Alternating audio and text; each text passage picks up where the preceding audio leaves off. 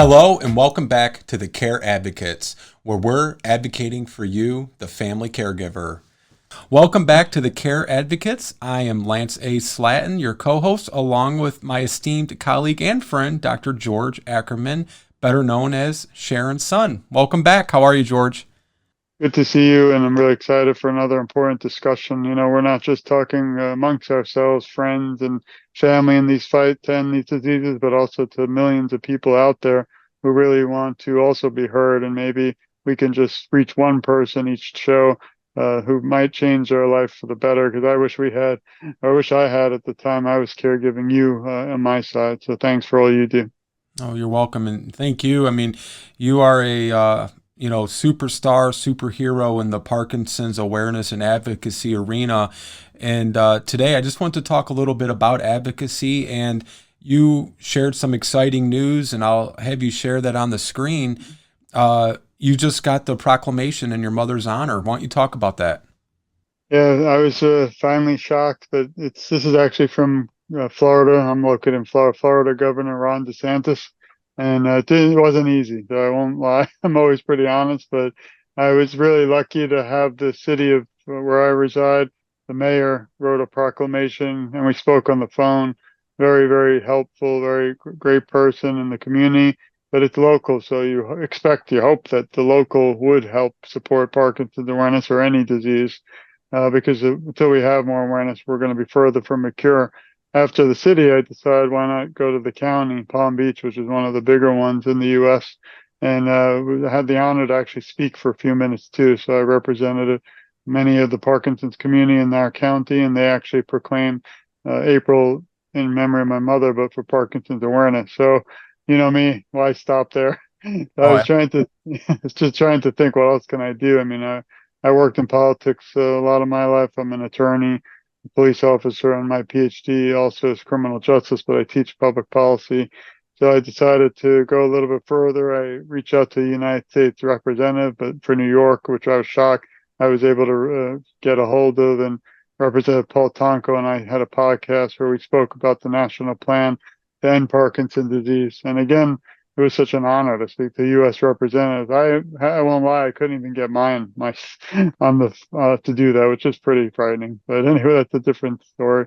And then after to move quickly is ended up getting United States Senator Rick Scott, and we talked for a few moments, and then finally this one took a few months, but the governor finally did again proclaim Parkinson's Disease Awareness Month in the state of Florida, which is pretty incredible. Again, I don't credit it to myself or anything. I just think that it's a big epidemic. Dementia, Parkinson's, Alzheimer's, and many other diseases we'll probably touch on because this is not just about Parkinson's. I feel like we're a family in the fight to end all these diseases. And like I said, it's just an honor to always be with you and have you as a friend, a family, and by my side. Because there's some tough days that I hope we'll touch on, and I'm really curious to learn on your advocacy, but also things like burnout, because it's reaching just one politician, no offense to them.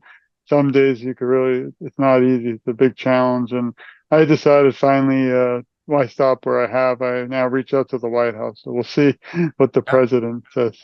I'm anxious to see because, and maybe, I don't know, but maybe being an election cycle that the White House would like to do something nice to, get some good press out there. Last time we talked on our first show, the book, A Son's Journey, just was released. How has that been going? I know you had shared with me the other day just a wonderful feedback you had gotten from a gentleman. What are some of the feedback you've received so far, George? Yeah, sometimes I'm worried because there are some tougher times in the book, and it actually calls out to all caregivers, not just those battling Parkinson, but whether it's dementia, again, PSP, anything. It just really opens up your eyes, I believe, to caregiving from caregiver to advocate. I've had a lot of incredible response. I've actually read, if it's the first time, it's pretty amazing that I've done a few shows and I was able to actually quote or read a little passage. Maybe we could do a both of our books next time. Yeah. And we never have the time. We have so much always to get to, but to really go deep, dark into the days of struggle, it's opens up individuals' eyes. I don't want it to be a sad book. I want it to motivate people that they see there's light at the end of the tunnel, that I've been able to make some incredible people like you and your family and your followers and your supporters, and same as mine to you. But I really keep saying it like a broken record, but I feel like we're a family in this fight, and our voices are so much stronger together. And my biggest issue, though, and sadness is it's really the world of caregiving, the world of Parkinson's and dementia. And it's not always easy as an independent publisher, as you might also be aware, to get the word out that it's Right. out there. And there's so many people, millions, I think, around the world that would be benefit. And again, we don't do this for the money. It's, we could also have a show on, publishing the Amazon. I love them, but they'll be benefiting more than me, and I don't do it for that. But I really wish we could get it out there even more. I know it takes time. It's just been out a month, but we're actually having this Saturday night a private party for the book release. So it'll be a great time with friends, family, and of course you're invited. I got the And, invitation. I got the invitation. I was going to thank you for that, and I wish we lived closer. I of would course. definitely be there. It'd be cool if you could even set it up as like a live event that you're streaming, and people could, kind of peek in on it. But yeah, I want to talk about the book a little bit. I did order it, like I sent you that screenshot, and I don't know what's going on with our friends at Amazon, but they keep telling me today's the day, and it still hasn't gotten here. But hopefully by the end of the week, it will be here. But as you were talking, George, I was thinking about the title, A Son's Journey. The book isn't the end of your journey. So are you planning on doing another book? Yeah, I have next up, I think we're going to release, it's not easy, but the 600 interviews I've done. So 4 books of the, so you're obviously included. So there'll be the next thing, working on a children's book from the grandmother's perspective and the children, because I still have trouble, to explain to my 3 children what my mother went through and what their grandmother went through. Mhm. And I'm also actually had a call today, and I don't have the paper here, but something that means a lot to my heart is I really want to write a book on policing and Parkinson's, where I actually teach at the academy and have taught. And I literally have the book. I got it the other day for the trainees. So if you want to become a police officer, you have to go through 6-month academy in most states, certified by your state board. And in the book I have, it says there's only a page, which is sad, but that's not their fault. They just don't have the time. But it says the elderly, and then there's a section for dementia, Alzheimer's, and guess what? Nothing else. So my goal is to write a book concentrating fully on Parkinson's and policing from the police officer's standpoint, who might have PD too, and it's often ignored, and from the individuals who interact with policing. And it's going to change the world, because I really want, I've spoken with the Michael J. Fox Foundation, and they stated, I don't know, we'll see how it goes. If I can get the book out, get enough support, they may help me try to bring a bill to the House and Senate to change how Parkinson's is implemented, if at Right. all, into the academies throughout the U.S. So that's really kind of groundbreaking this summer. My plan is to work on that, and I actually finished the follow-up book to The Journey. It's going to be a little bit more controversial, but I think we mentioned it once. It might be called The Seat at the Table, Right. because right now, fortunately, my mother no longer has a seat at the table due to Parkinson's. And there's times it doesn't count with you because you've always opened your arms, but I do feel some of the bigger organizations don't really include me or the millions of people who lost a loved one due to PD. A lot of times, and I agree with them, you have to concentrate on a cure. You want to save those struggling today and their families. But what happened to people like me is, I feel, we're forgotten, because our loved one might have passed, but they still matter. And I feel our voice still makes a big difference. And guess what? In my view, if you bring back the 20 million people more families who've lost a loved one to the table, man, we would have had cures for all these diseases already, in my opinion. No, I agree. I want to touch on something you mentioned, and this is a true personal story. I was 18, 19 years old and had a brand new, beautiful vehicle that I leased. And I was pulling into a convenience store in our city. I think I had to pick up milk or something for my mom. I'm pulling in off the street, and all of a sudden I'm getting ready to, you kind of stop when you get in the parking lot to pull into your parking space, and I get rear-ended and just slammed. And I mean, it kind of startled me because you don't think of that happening when you're in a parking lot getting ready to pull into a parking spot. So, it didn't really hurt me at all, but, it messed up the rear end of my vehicle pretty good. And I got out, and the gentleman who had rear ended me got out of his car, and he had uncontrollable shaking. And I'm first, because I actually, George, I was coming from a paramedic class because I was doing that in preparation for, my medical school application when I got done with my, my 4-year degree. And I'm like thinking, is he having a stroke? Is he having a seizure? What is going on? And then we called the police. And this goes to your point about the training at the academy. The police officer shows up, and this gentleman couldn't even sign, for the police officer, couldn't. And because it was a private property, they can't issue a ticket, they can't do anything. And he said, you two just exchange phone numbers, and then your insurances will take care of it. And I mean, my heart went out to this man. The police officer never sought medical attention. And he came over, and the officer told me, he says, well, the gentleman just shared with me, he has very advanced Parkinson's, and sometimes he can't stop his vehicle. That frightened me as just a person on the road, that should this gentleman be driving? And, we never pursued it because, he couldn't even write his name and his phone number because the tremoring and the shaking was so severe. And it's just like, I felt like that officer should have been able to do a little bit more to help this gentleman, because not only is he dealing with the Parkinson's and the shaking and the tremors, but now, he's dealing with kind of probably being upset because, one, is he concerned that they're going to take my license away because now they're finding out I have very advanced Parkinson's, all these different things. And the officer just let him go on his way. He didn't even ask for an ambulance or anything. And I agree with what you're saying. I think they're for dementia, Parkinson's, things like that.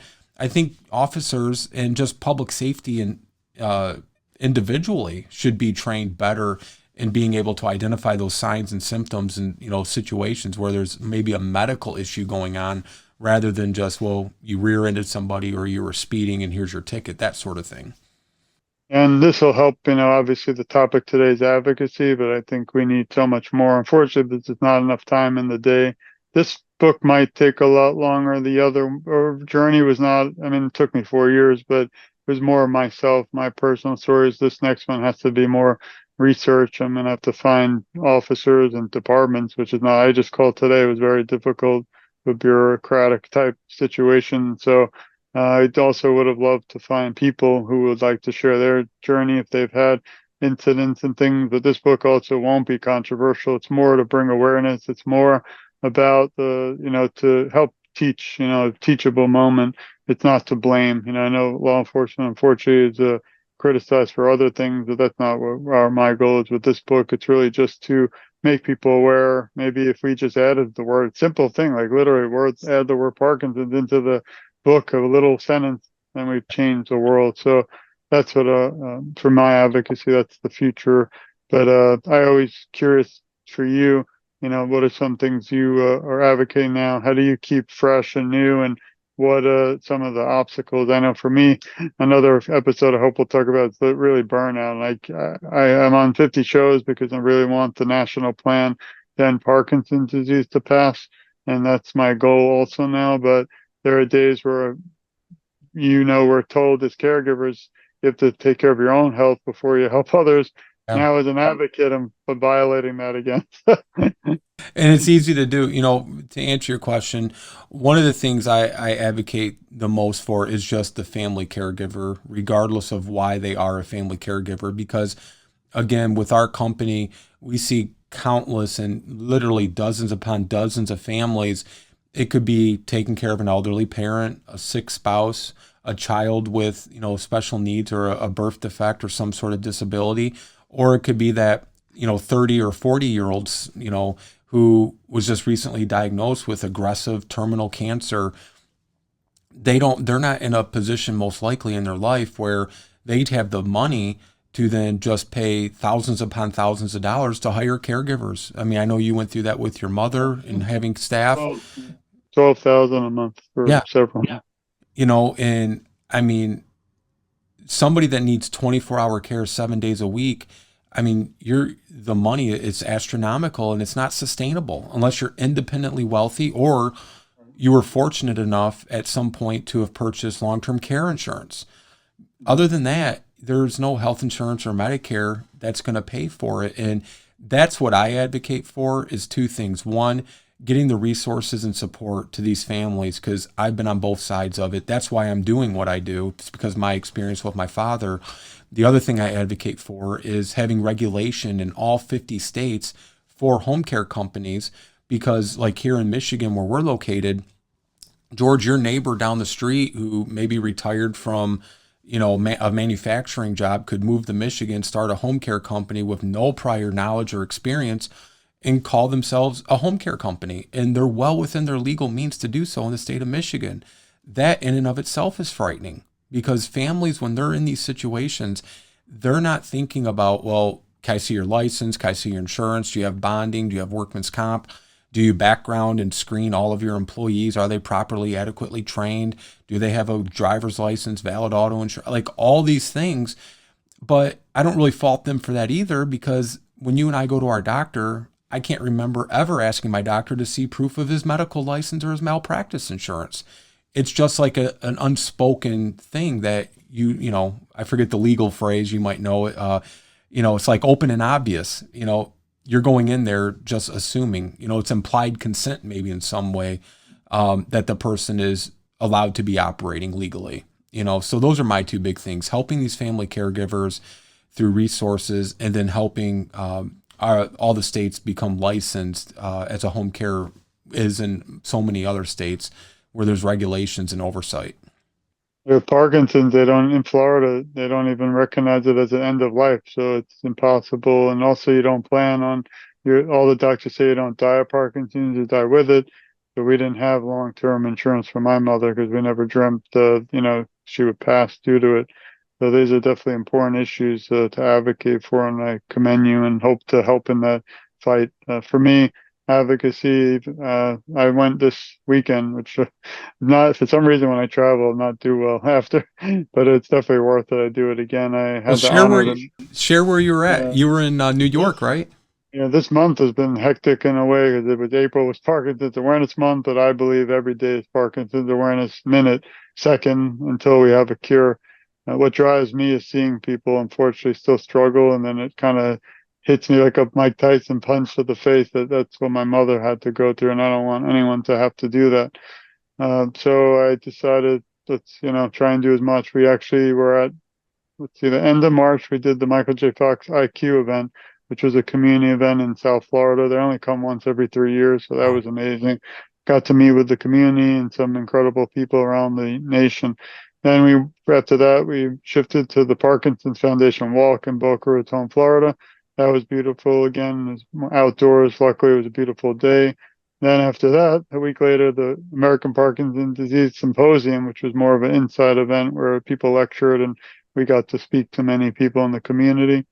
Then after that, finally, to end it all, was we flew to New York City just for a day or two, and in Central Park, it was the second time the Michael J. Fox sponsored the event. It's called the Unity Walk.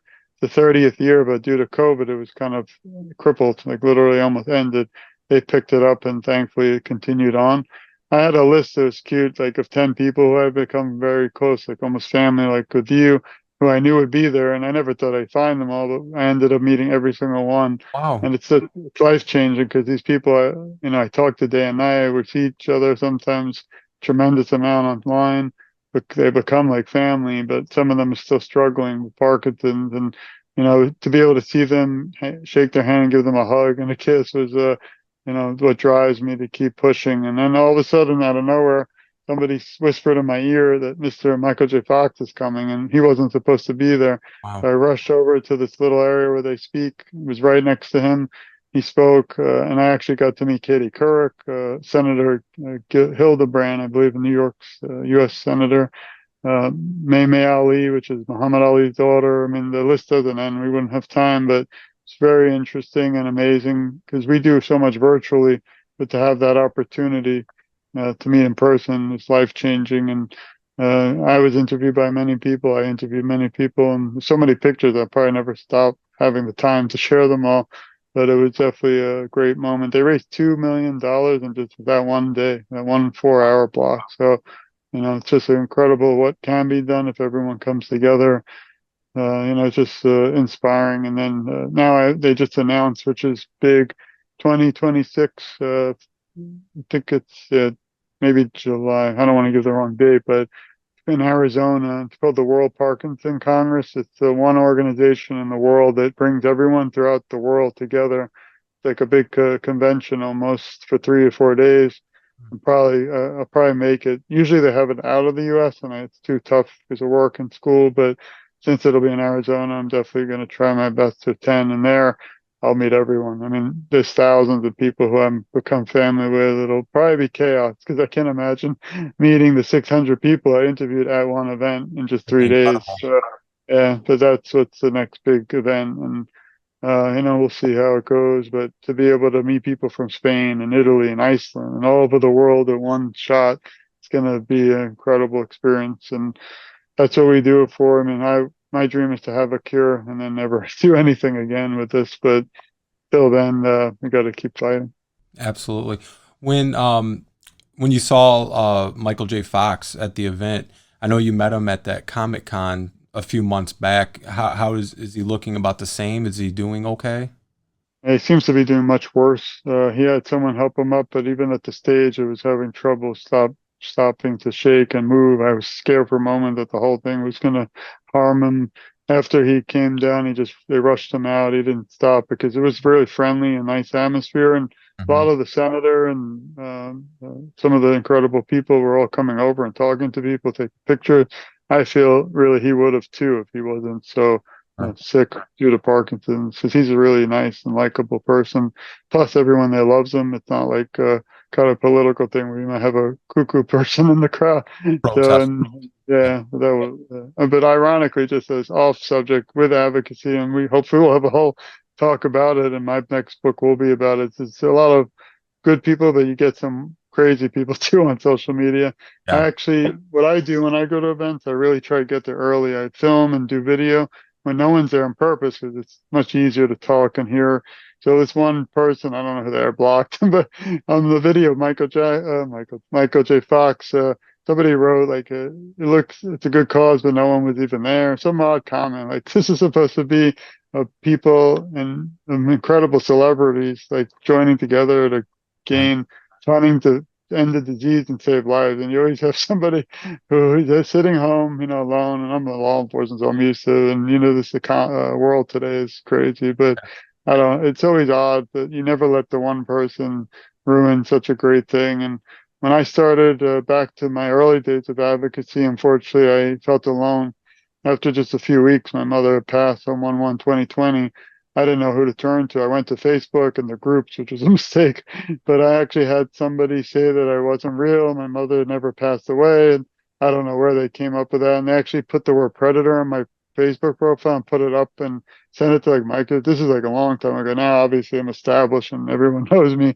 But it was that one little moment could have ended what we have today and the movement we have. And Right. we went from Together for Sharon from 4 people to 40,000 had viewed the site.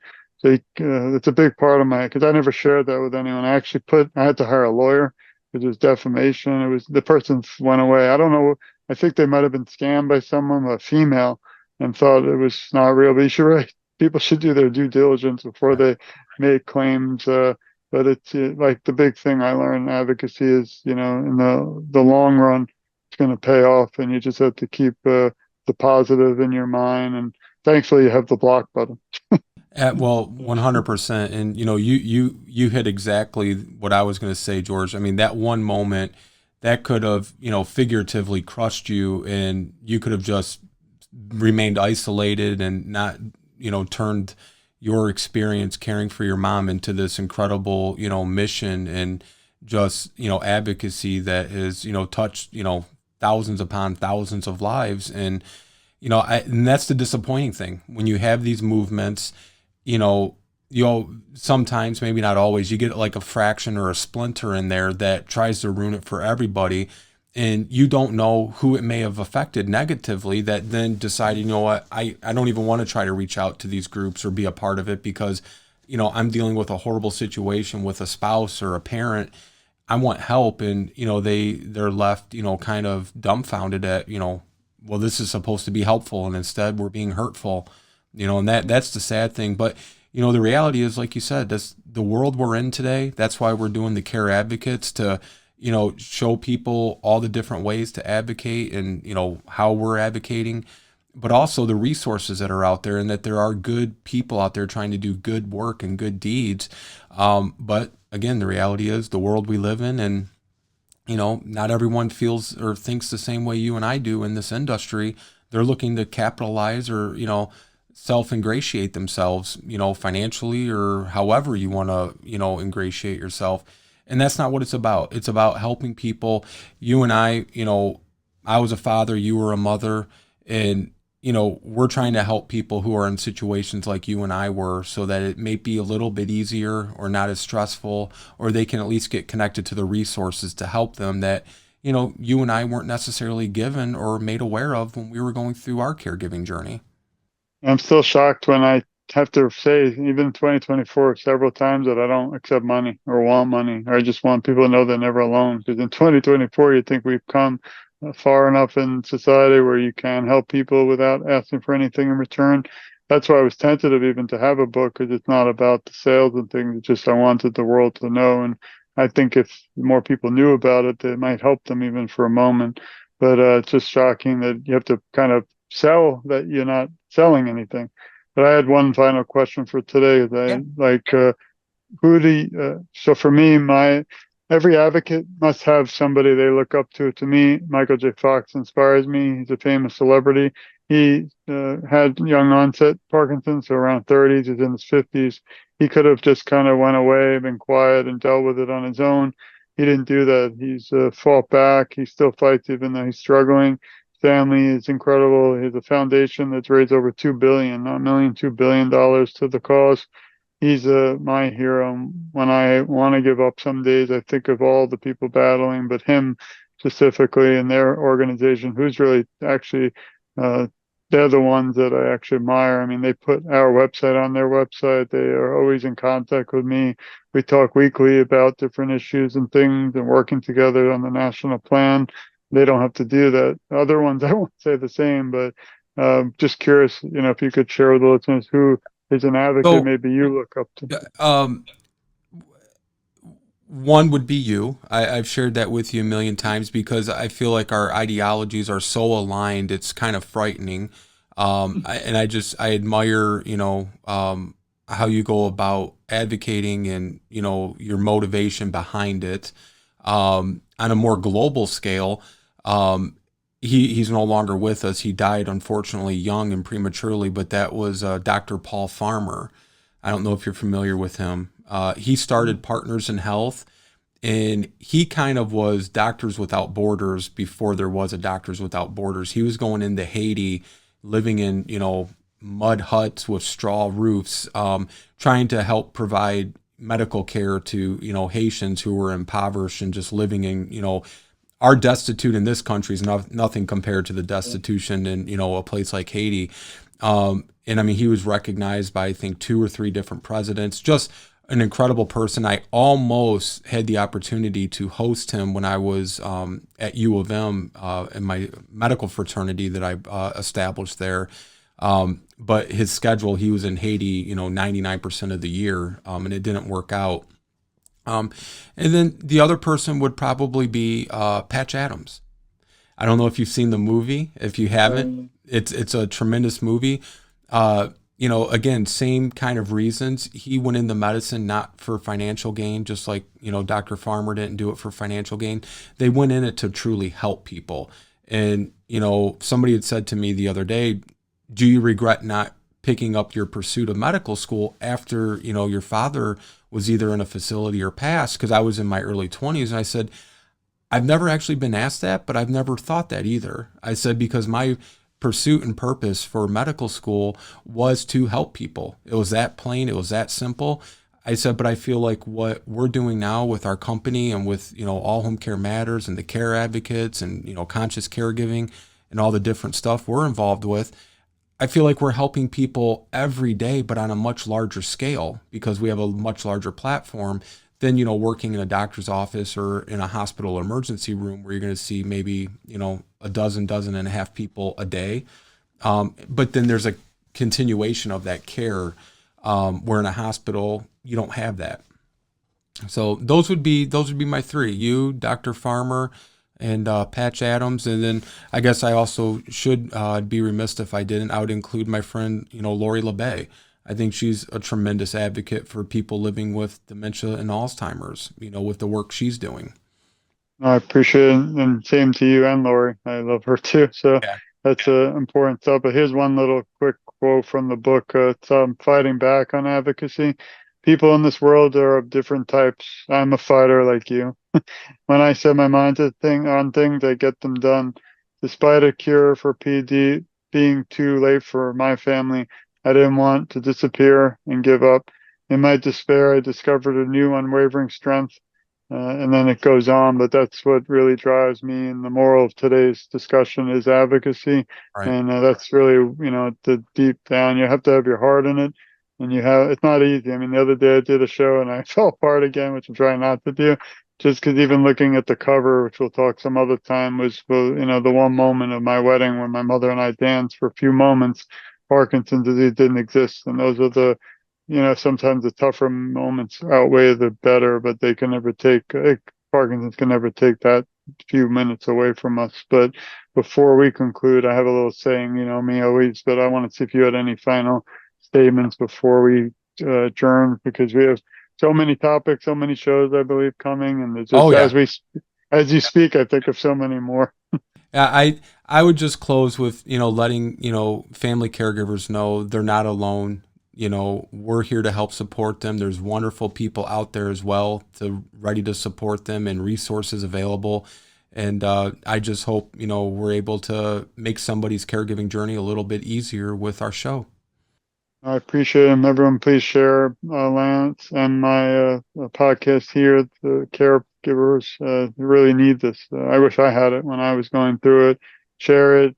Write us. We're always available. Everyone. Just today, I won't say his name, but someone was incredible. Put a video out and saying Parkinson's Awareness Month has ended. But as I was going to say that, there's a gentleman named Sharon St. George who said it's not over. It's never going to be over until we find a cure, and he's right. But he said I'm an organization, which I always feel bad, but I have to go backwards and say, it's just me. We're not a foundation. We're not an organization. We don't want money. It's just one son. I'm just one son, one person who lost his best friend, and don't want anyone to have to go through it. But on the final note, this is from me to you and to all the listeners. We love you. We support you. We care about you, and you're never alone, as Lance said. I will advocate for you, and together our voices are so much stronger. And really, just with this show, we're just getting started. And I just say that because it's so exciting to, I might be stressed, have a tough day, have tough news medically myself, but get excited knowing we're going to catch up and talk about some tough topics, some good topics, and some critically important ones that unless we discuss and share around the world, we're never going to find resolution. So again, I'm grateful for your friendship, the show, and the future together. So thank you. Well said. And likewise, George, it's always good to see you, and we'll see everybody next month.